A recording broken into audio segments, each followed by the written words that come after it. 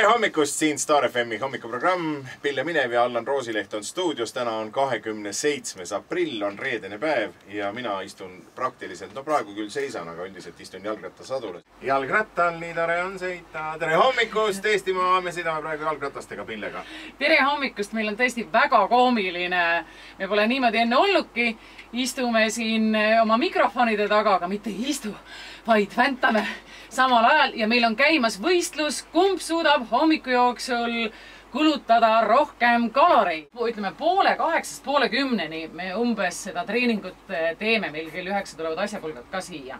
Kui palju me võiks tahta 2 tunni jooksul neid kaloreid kaotada? Me võime paarsada kilokalorit ära saada. Paarsada kindlasti. No. Sa oled ikka väga vähe pakkunud. No aga ma arvan, et ma kogu aeg ei saa sõita ka. Oota, 18. 18 on peaaegu 20 juba. 2 korda nii palju, kui mul on nüüd 11. Stopp! Stopp.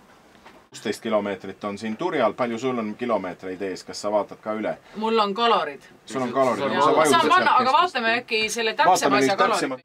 Allan kaotas kaloreid 300.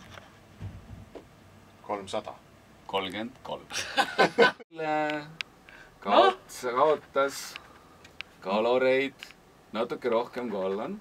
Ehk 415. Minu jaoks oli see päris lõbus katsumus, väga lõbus katsumus. Sest ma teadsin, et väga hullust ennast hingeldama ajada ei saa, muidu ei kuulejad seda, mis tarvis rääkida. Ja mina jälle lõpus selle viimase, kui sa siia tulid, nii kui treener ütles, et tõuseb püsti, siis kaob. No ma ikkagi tegin ka 5 minutit ägedat trenni, ma arvan, ma sain sellega juba. 5 ei olnud selle üle 50 sekundit, aga 5 oli ikka.